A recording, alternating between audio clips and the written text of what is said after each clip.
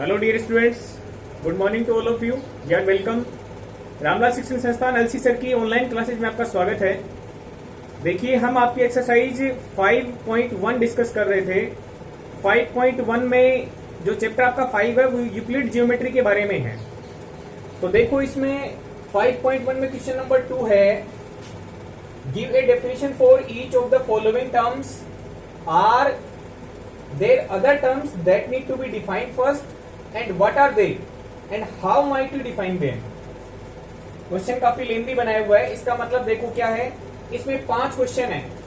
तो पहले तो आपको इनको डिफाइन करना है। डिफाइन करने का मतलब ये क्या है, इनको डिफाइन कीजिए। और इनको डिफाइन करने के लिए क्या आपको दूसरी चीजों की हेल्प लेनी पड़ रही है जिसको हमें पहले से डिफाइन करना पड़े। ऐसी कौन कौन सी टर्म्स हैं जिनको हमें डिफाइन करना पड़ेगा इनको डिफाइन करने के लिए, ठीक है। और आप उन्हें कैसे डिफाइन करेंगे।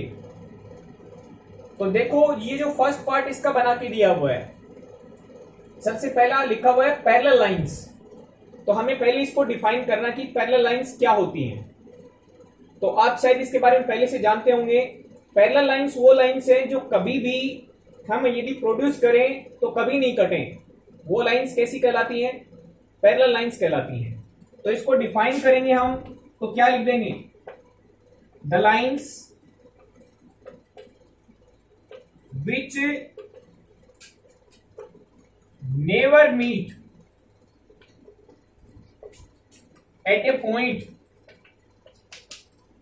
When produced are called parallel lines.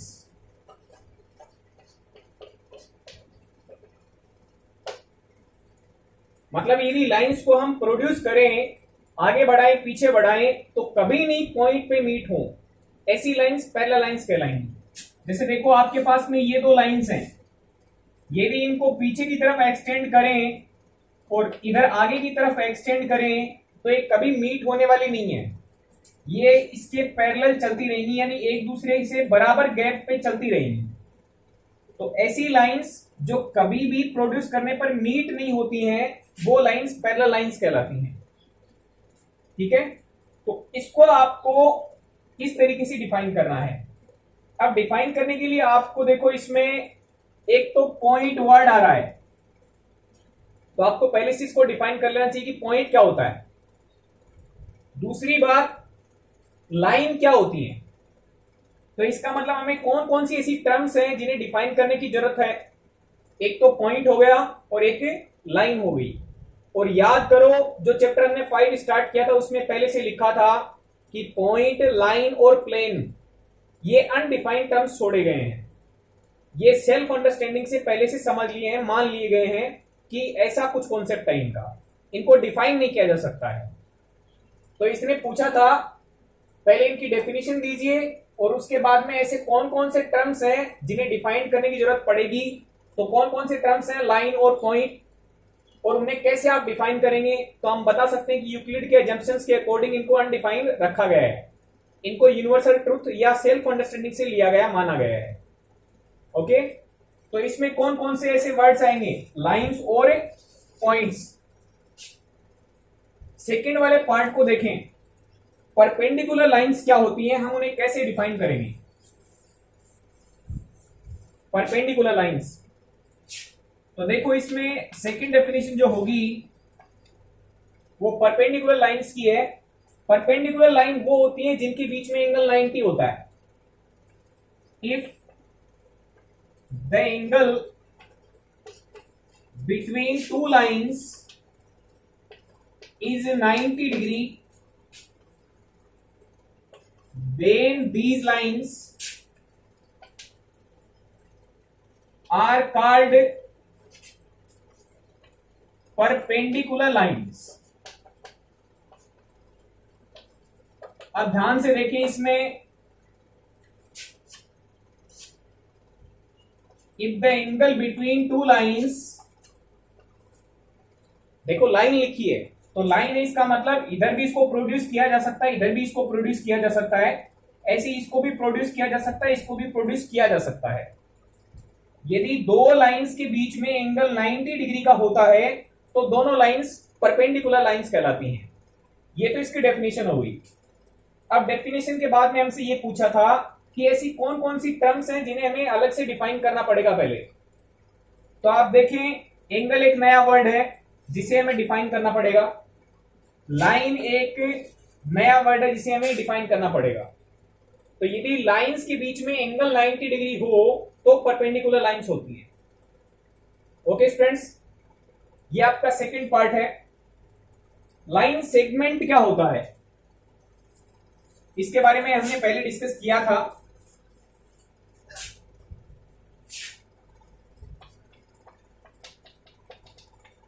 Line segment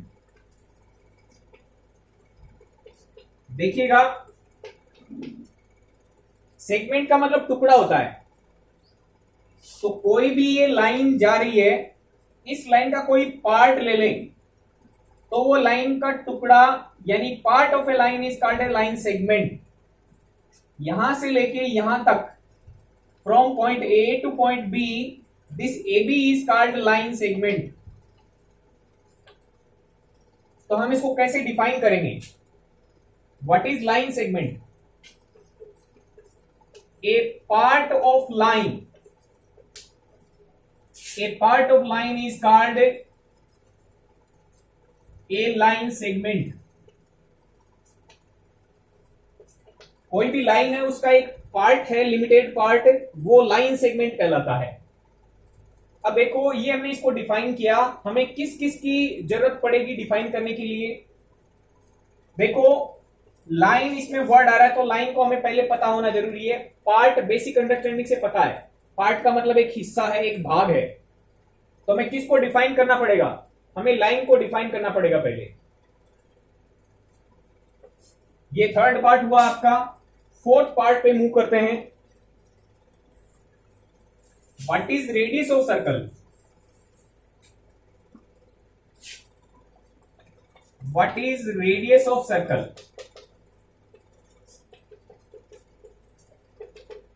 circle की रेडियस की क्या डेफिनेशन है? देखो, सर्कल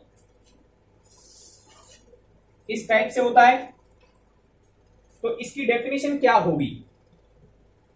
देखिए, सर्कल क्रिएट कैसे होता है। आप जानते हो, कोई एक पॉइंट फिक्स किया जाता है, कंपास को एक लिमिट तक खोला जाता है और फिर चारों तरफ घुमाने से सर्कल क्रिएट हो जाता है। तो आप क्या देख रहे हैं, ये जो लेंथ आपको दिखाई दे रही है, फिक्स पॉइंट से और यहां तक की जो डिस्टेंस है वो फिक्स है, कांस्टेंट है, यानी ये कम ज्यादा नहीं हो रही है। जितना ये डिफरेंस है इन दोनों पॉइंट्स के बीच का, ये इक्वल रहेगा। यहां पर भी डिस्टेंस जितनी है उतनी ही यहां पर होगी, उतनी ही यहां पर होगी, ऐसे यहां पर, ऐसे यहां पर। तो ये डिस्टेंस कैसी रहेगी? ये डिस्टेंस कांस्टेंट डिस्टेंस रहेगी। और इसी कांस्टेंट डिस्टेंस को ही हम रेडियस बोलते हैं। ये जो फिक्स पॉइंट से बाउंड्री वाले फिक्स पॉइंट तक की डिस्टेंस है, वो डिस्टेंस फिक्स है, कांस्टेंट है। यही डिस्टेंस सर्कल की रेडियस कहलाती है। तो इसको डिफाइन कैसे करेंगे? एक constant distance between a fixed point को हम सेंटर ऑफ सर्कल बोलेंगे। From between a fixed point and A point on the boundary of circle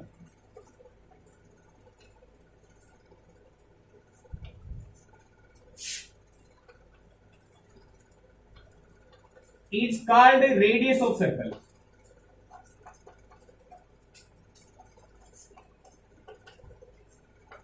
देखिए, ये पॉइंट फिक्स पॉइंट है। इस पॉइंट से सर्कल की बाउंड्री के किसी पॉइंट से डिस्टेंस देखी गई तो ये डिस्टेंस होती है, इसको रेडियस बोलते हैं। This is called radius of circle.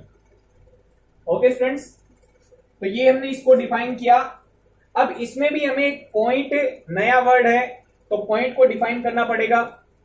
ठीक है, बाउंड्री सर्कमफेरेंस होती है, तो सर्कमफेरेंस एक नया वर्ड है या बाउंड्री नया वर्ड है, वो क्या चीज है, तो उसको डिफाइन करना पड़ेगा। तो इस तरीके से इसकी रेडियस की डेफिनेशन बना सकते हैं।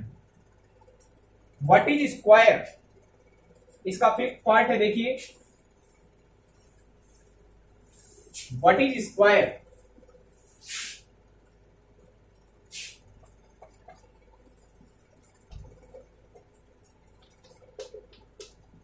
देखो, स्क्वायर एक क्वाड्रिलेटरल है। क्वाड्रिलेटरल का मतलब 4 साइड से क्लोज फिगर है और उसमें चारों साइड्स इक्वल होती हैं, चारों एंगल 90 डिग्री के होते हैं, डायगोनल्स की लेंथ भी इक्वल होती है। ठीक है, तो इसको हम डिफाइन कैसे करेंगे, what is square, A close figure of 4 sides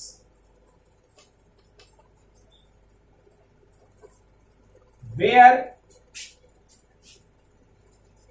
all sides are equal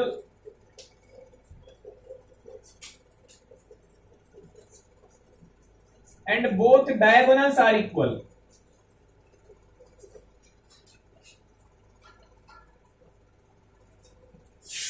Is called a square. Square एक ऐसा क्लोज फिगर होता है जो 4 साइड से क्लोज होता है, 4 साइड्स इक्वल होती हैं और लेंथ ऑफ डायगोनल्स भी इक्वल होती है। A close figure of 4 sides where all the 4 sides are equal and length of diagonals is also equal. तो ये जो डेफिनेशन बनेगी वो स्क्वायर की डेफिनेशन बन जाएगी। और इसके लिए हमें कौन कौन से वर्ड्स हैं जिनको पहले से डिफाइन करना पड़ेगा। तो ये क्लोज फिगर वर्ड है, ये भी हो सकता है कि क्लोज फिगर क्या होता है, और उसके बाद में डायगोनल्स क्या होते हैं, लाइन सेगमेंट क्या होता है, उस तरीके से हमें इसकी डेफिनेशन मिल जाएगी। यदि हमें पता हो कि साइड किसको बोलते हैं, साइड क्या होती है, एक लाइन का टुकड़ा होती है। अब यदि लाइंस के टुकड़े हैं वो आपस में क्लोज हो जाते हैं तो क्लोज फिगर बन जाएगा। तो पहले लाइन सेगमेंट का पता होना जरूरी है, उसके बाद में डायगोनल क्या होते हैं, किसको बोला गया है, वो पता होने जरूरी है। तो कई सारे टर्म्स हैं जो अनडिफाइंड रखे गए हैं। ओके स्टूडेंट्स, तो इस तरीके से हमें क्वेश्चन नंबर 2 है, इसको सिंप्लीफाई कर लेना है। क्वेश्चन नंबर 3 पे मूव करेंगे। क्वेश्चन नंबर 3 भी काफी लेंथी बनाया गया है।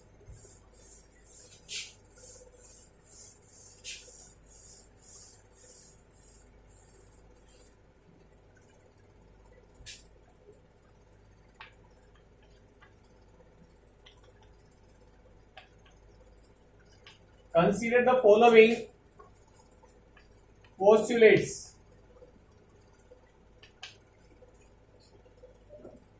पहला ये है,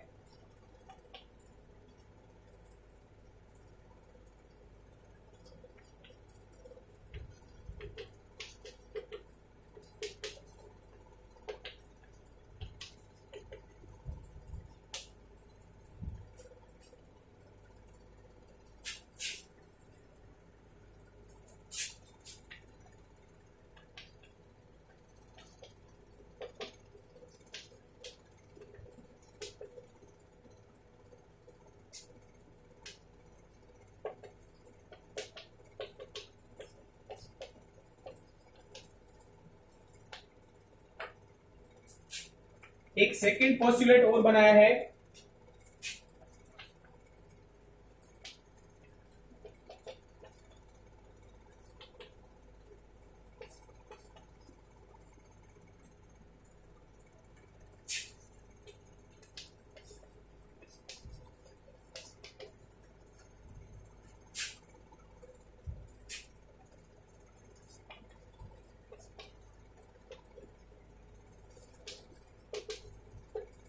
ये 2 पोस्टुलेट बनाए हुए हैं और इसमें नीचे लिखा है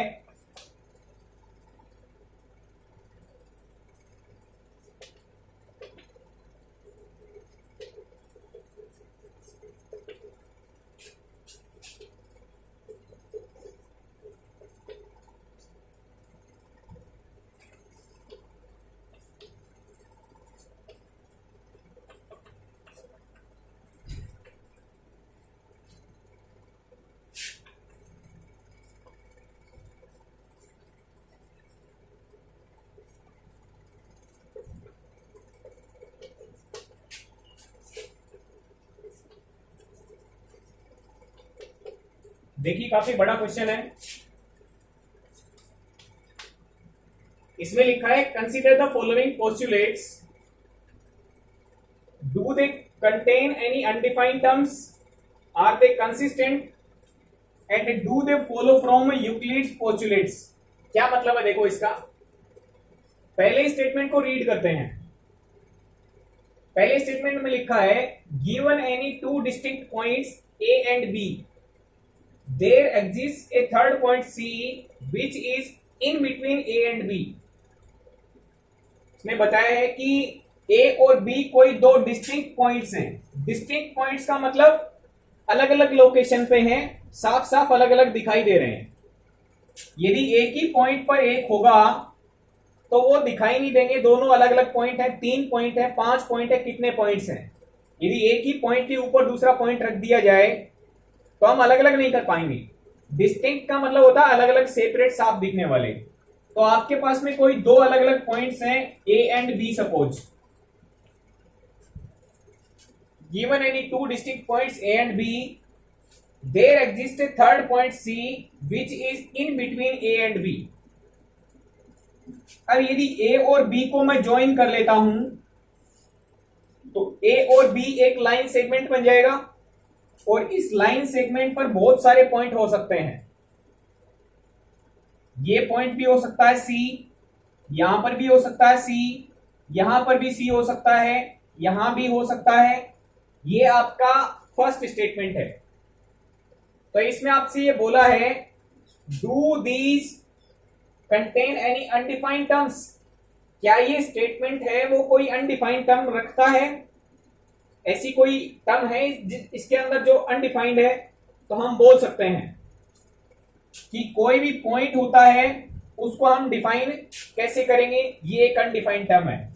तो इसमें अनडिफाइंड टर्म कौन कौन से हैं? पॉइंट, डिस्टिंक्ट पॉइंट्स को और क्लियर करना पड़ेगा, डिस्टिंक्ट पॉइंट क्या होते हैं। ओके स्टूडेंट्स, सेकंड वाले स्टेटमेंट की बात करते हैं। सेकंड वाले स्टेटमेंट में लिखा है there exist at least 3 points that are not on the same line. There exist at least 3 points that are not on the same line. इसने बताया कि कम से कम 3 ऐसे पॉइंट होंगे जो सेम लाइन पर नहीं होंगे। कम से कम 3 ऐसे पॉइंट होंगे जो सेम लाइन पर नहीं होंगे। तो देखो ये बात बिल्कुल राइट है।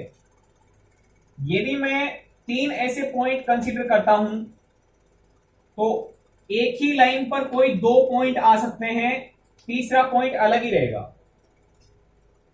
यदि आप कोई 3 पॉइंट इस तरीके से लेट कर लेते हैं तो ये 2 पॉइंट एक लाइन पर आ जाएंगे और तीसरा पॉइंट अलग ही रहेगा।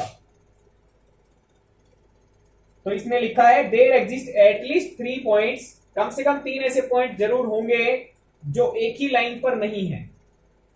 तो इस तरीके से फिगर से हम देख भी सकते हैं 3 ही क्यों, कई सारे पॉइंट हो सकते हैं जो एक ही लाइन पर नहीं हो। सपोज यहां पर भी हो सकता है, यहां भी हो सकता है, यहां भी हो सकता है, यहां भी हो सकता है। तो कई सारे पॉइंट हैं जो एक ही लाइन पर नहीं है, और कई सारे पॉइंट ऐसे भी होते हैं जो एक ही लाइन पर होते हैं। जैसे इसमें बोला है, इसमें तो एक ही पॉइंट सी की बात की है। यदि हम 2 पॉइंट्स को ज्वाइन करेंगे तो बीच में जो लाइन सेगमेंट बनेगा उस पर कितने सारे पॉइंट ले सकते हैं हम? बहुत सारे पॉइंट लिए जा सकते हैं। तो इनफाइनाइट पॉइंट हो सकते हैं 2 पॉइंट्स के बीच में जो लाइन सेगमेंट बनेगा उस पे।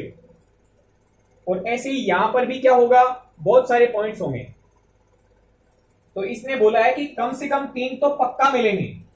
एटलीस्ट का मतलब क्या है, कम से कम 3। तो यस, ये पॉसिबल है। अब क्या बोला उसने कि इस स्टेटमेंट में कोई अनडिफाइंड टर्म है क्या? तो देखो इस स्टेटमेंट को देखोगे तो पॉइंट एक वर्ड है जो अनडिफाइंड है, लाइन एक वर्ड है जो अनडिफाइंड है। तो इनको डिफाइन करने की जरूरत है। फिर आपसे इन दोनों स्टेटमेंट से रिलेटेड नेक्स्ट क्वेश्चन पूछा है, are these statements consistent? Consistent का क्या मतलब है? देखो, क्या ये स्टेटमेंट कंसिस्टेंट हैं? कंसिस्टेंट का मतलब है ये अलग अलग बातों को बता रहे हैं। मतलब दोनों एक ही बात को रिपीट नहीं कर रहे हैं, दोनों अपनी अपनी स्थिति में अलग अलग सत्य हैं, दोनों अपनी अपनी स्थिति में अलग अलग सत्य कथन है। इसका मतलब ये कंसिस्टेंट है। ओके, एक ही सेंटेंस दूसरी बात को नहीं बता रहा है, ये अलग बता रहा है, ये अलग बात बता रहा है, दोनों सेपरेट हैं और दोनों अपनी जगह पे सही हैं। तो इसका मतलब दोनों अलग अलग सिचुएशन के लिए बताए गए हैं, तो दोनों कंसिस्टेंट हैं। फिर ये बोला do they follow from Euclid's postulate, क्या ये यूक्लिड के पोस्टुलेट से लिए गए हैं या उनको फॉलो करते हैं? तो देखो यूक्लिड के पोस्टुलेट थे वो अलग ही थे। आपको याद होगा हमने 5 पोस्टुलेट्स डिस्कस किए थे, जिसमें जो पहला पोस्टुलेट था वो आपका 2 अलग अलग पॉइंट को ज्वाइन करने से बने हुए लाइन सेगमेंट के बारे में था। ये था postulate number first. Postulate number second था वो इसी लाइन सेगमेंट को प्रोड्यूस करने के बारे में था, कि कोई भी एक लाइन सेगमेंट है उसको हम इनडेफिनेटली इधर प्रोड्यूस कर सकते हैं और इनडेफिनेटली इधर भी प्रोड्यूस कर सकते हैं। जो पोस्टुलेट नंबर 3 था वो आपका सर्कल के बारे में था, कि हम कोई भी सेंटर और कोई भी रेडियस लेकर के एक सर्कल ड्रॉ कर सकते हैं। ये था सर्कल के बारे में पोस्टुलेट नंबर 3।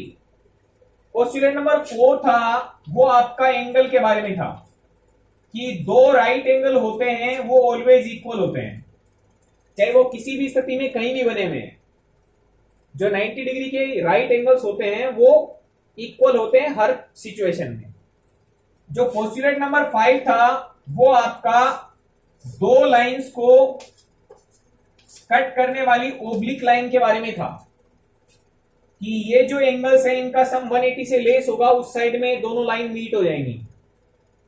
तो देखो ये 5 पोस्टुलेट थे, तो इन दोनों से रिलेटेड कोई सा भी नहीं है, तो इसका मतलब है ये उनको फॉलो नहीं करते हैं।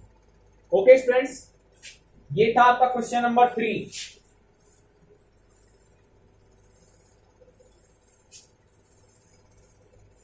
क्वेश्चन नंबर 4 की बात करते हैं। क्वेश्चन नंबर 4 है आपका,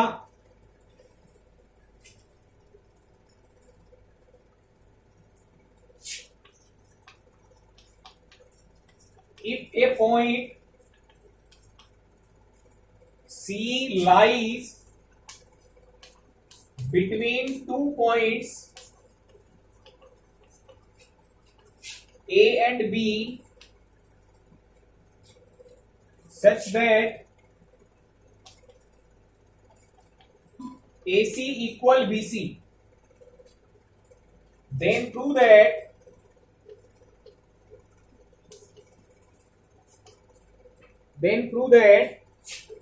AC equal half of AB. Explain by drawing the figure.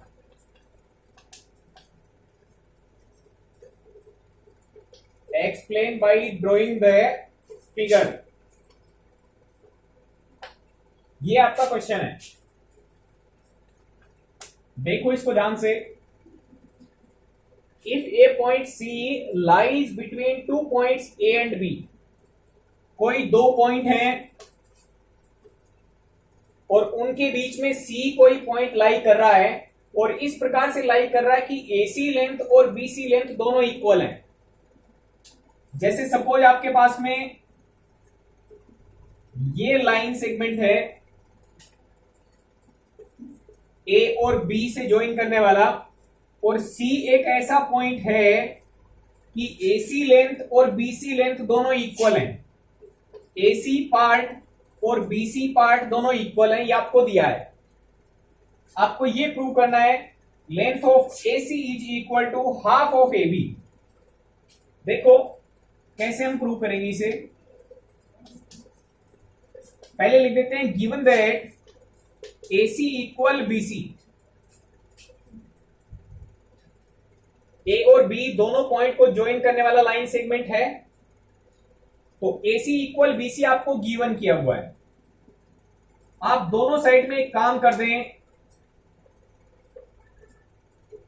Adding AC both sides, दोनों साइड में AC लेंथ ऐड कर देते हैं, तो आपको मिलेगा AC plus AC equal BC plus AC। अब देखो AC प्लस AC करने से बन जाएगा 2AC इक्वल BC में AC ऐड करें, BC में AC ऐड कर देंगे तो आपको AB लाइन पूरी मिल जाएगी। ओके, BC पार्ट में यदि AC पार्ट ऐड कर दूंगा तो टोटल पार्ट की लेंथ किसके बराबर हो जाएगी? AB के बराबर। आप यहां से AC की वैल्यू निकालेंगे तो 1/2 AB आ जाएगा और यही आपको प्रूव करना था। उसने कहा था इसे प्रूव कीजिए और ड्राइंग बना करके इसको एक्सप्लेन कीजिए, तो इस तरीके से हम देख सकते हैं इसको। यह आपका था question number 4।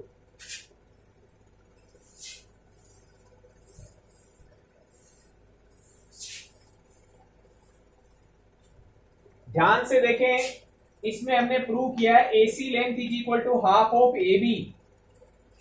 Question number 5 question number 4 से रिलेटेड है।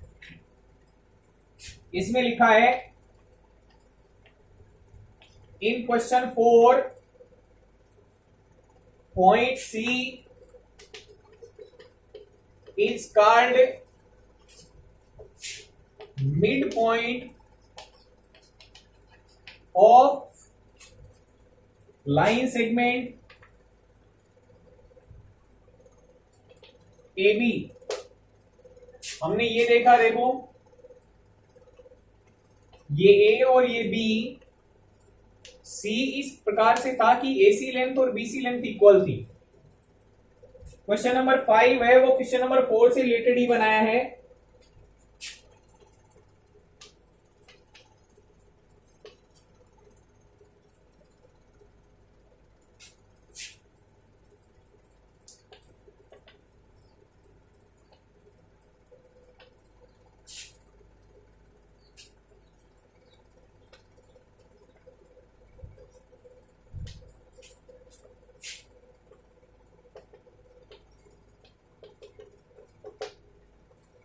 देखिएगा, ये क्वेश्चन नंबर 4 से हमने प्रूव किया है और क्वेश्चन नंबर 4 से रिलेटेड क्वेश्चन नंबर 5 है। ये लिखा है in question 4 point C is called the mid point of line segment AB। Question number 4 में हमने देखा है तो C पॉइंट को लाइन सेगमेंट AB का मिड पॉइंट बोलेंगे। ओके, अब आपको ये प्रूव करना है, prove that every line segment has one and only one mid point. हमें ये प्रूव करना कि कोई भी लाइन सेगमेंट है तो उसका केवल और केवल एक ही मिड पॉइंट होगा, अलग अलग मिड पॉइंट नहीं हो सकते। One and only one mid point is possible for any line segment. कोई भी लाइन सेगमेंट हो उसका केवल और केवल एक ही मिड पॉइंट होगा, ये आपको प्रूव करना है इसके अंदर। तो हम लेट कर लेंगे कि C के अलावा कोई और भी मिड पॉइंट है AB का, ये हम मान लेते हैं। यदि पॉसिबल है तो हम मान लेते हैं कि अकेला C नहीं है, एक और पॉइंट है D जो AB का मिड पॉइंट है। यदि हम गलत हो गए तो इसका मतलब इसकी बात सही है। ओके, ये प्रूव करवा कि केवल एक ही पॉइंट है मिड पॉइंट। हम मान लेते हैं कि C के अलावा कोई एक और पॉइंट है, तो हम क्या लिखेंगे? Let B be any other midpoint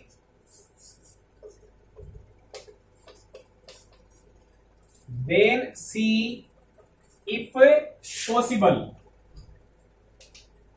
यदि पॉसिबल हुआ तो C के अलावा D को हम मिड पॉइंट लेट कर लेते हैं of line segment AB। AB line segment का C के अलावा कोई दूसरा D मिड पॉइंट भी लेट कर लेते हैं। अब सोचो, यदि AB लाइन सेगमेंट का D मिड पॉइंट हो गया तो मिड पॉइंट का मतलब दोनों पार्ट्स इक्वल होंगे, तो हम लिख पाएंगे AD part is equal to DB part. क्योंकि दोनों पार्ट इक्वल होंगे, मिड पॉइंट है तो दोनों साइड में हम ऐड कर देते हैं, बोथ साइड्स एडिंग एडी, दोनों साइड में एडी ऐड कर देते हैं, तो आपको मिलेगा AD plus AD equal BD plus AD. AD plus AD आपका 2AD हो जाएगा इक्वल बीडी पार्ट में एडी पार्ट जोड़ देंगे तो आपको एबी पार्ट मिल जाएगा। अब सोचें आप, यदि आप लेंथ ऑफ एडी निकालें यहां से, तो लेंथ ऑफ एडी आपको मिलेगी 1/2AB, 2 मल्टीप्लाई से डिवाइड में शिफ्ट हो जाएगा। अब सोचो एक स्टेटमेंट आपके पास में ये था और एक स्टेटमेंट आपके पास में ये, आप इन दोनों से क्या कंक्लूजन निकाल सकते हैं? ये लेंथ इसके इक्वल है और इतनी ही लेंथ इसके इक्वल है, तो आप कंक्लूजन ये निकाल सकते हैं कि AC लेंथ और AD लेंथ दोनों इक्वल होंगी। देखें 1/2AB is equal to AD and 1/2AB is equal to AC। ये क्वेश्चन नंबर 4 से लिया है हमने और ये क्वेश्चन नंबर 5 से लिया हमने, ठीक है। तो इस तरीके से AD लेंथ इसके बराबर है, AC लेंथ इसके बराबर है, इसका मतलब ये दोनों इक्वल है। हमने याद करो जो एक्सियोम्स पढ़े थे यूक्लिड वाले, उसमें लिखा था कि x इक्वल वाई और x इक्वल जेड हो, तो हम कंक्लूजन निकाल सकते हैं कि y equal Z. If two things are equal to the third thing, then both the things are equal। यही तो कंक्लूजन है। तो यहां से देखो ये इसके इक्वल है, ये इसके इक्वल भी है, तो दोनों पार्ट इक्वल हो जाएंगे, तो AC लेंथ AD की इक्वल हो गई। अब सोचें AC लेंथ AD के इक्वल हो गई, इसका मतलब D पॉइंट और C पॉइंट एक ही जगह पर मिलेंगे। C पॉइंट की जगह पे D होगा, तभी AD लेंथ और AC लेंथ बराबर आ पाएगी। तो आप क्या लिखेंगे? Point C will coincide with point D। जो C पॉइंट है वो D से कोइंसाइड कर जाएगा, C पॉइंट D से कोइंसाइड कर जाएगा, मतलब दोनों पॉइंट एक दूसरे के ऊपर ही होंगे, एक ही लोकेशन पे होंगे, एक ही जगह पे होंगे।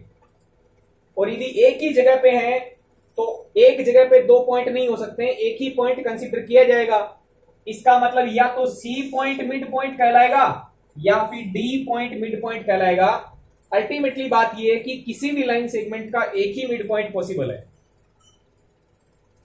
ओके स्टूडेंट्स, ये था आपका क्वेश्चन नंबर 5।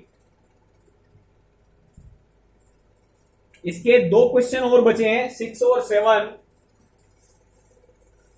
देखिएगा,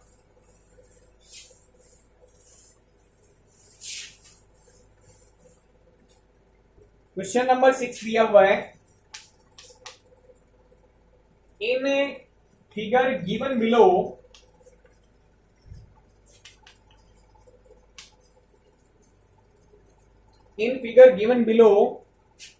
if AC length equal BD, then prove that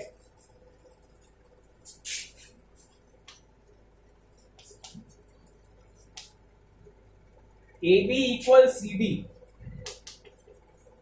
देखिएगा फिगर क्या है।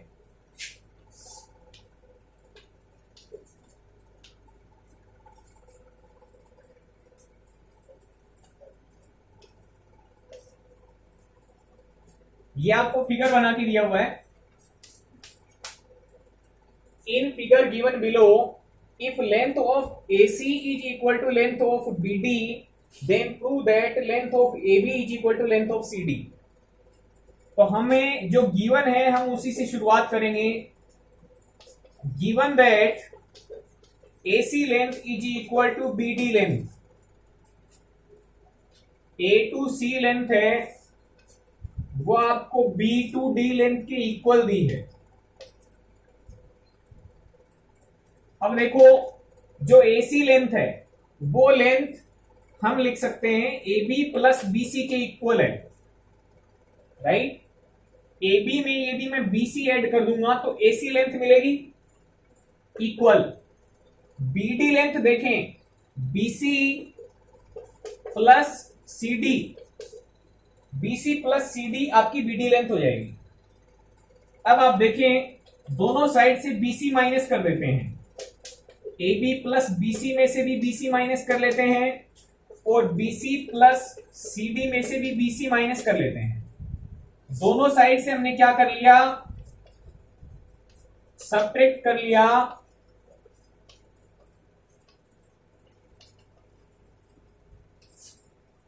Subtracting BC both the sides, इस साइड से भी बीसी माइनस कर लिया और इस साइड से भी बीसी माइनस कर लिया। BC plus BC minus cancel, BC plus BC minus cancel, तो आपको मिल जाएगा length of A B is equal to length of C D, और यही हमें प्रूव करना था। Hence proved. ओके स्टूडेंट्स, ये आपका था क्वेश्चन नंबर 6। क्वेश्चन नंबर 7 है,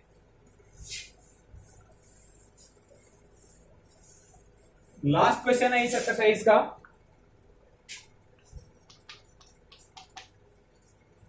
Y axiom 5 in the list of axioms considered a universal truth.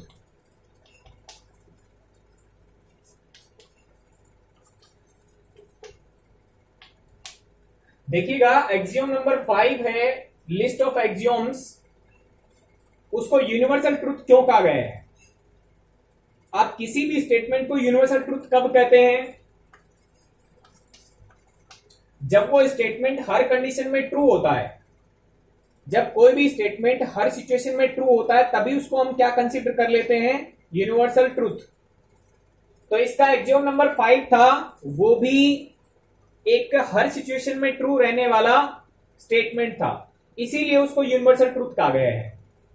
देखो जो भी एक्सियोम थे हमने एग्जांपल लेकर के देखे थे, जैसे x इक्वल वाई है, या फिर हमने एग्जांपल लिया था 4 इक्वल 4 का।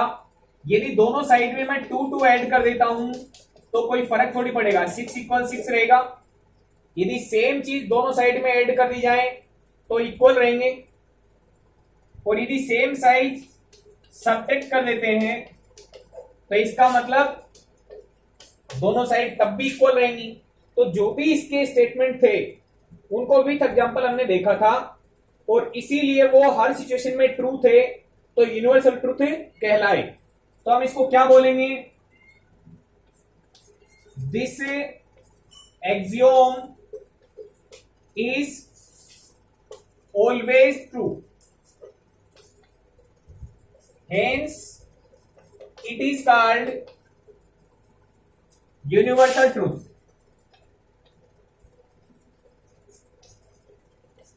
जो भी इसके एक्सियोम थे वो सारे के सारे हर सिचुएशन में ट्रू थे, और इसीलिए उनको यूनिवर्सल ट्रूथ कंसीडर किया गया था। ओके स्टूडेंट्स, तो यह आपकी एक्सरसाइज थी 5.1। Thank you very much.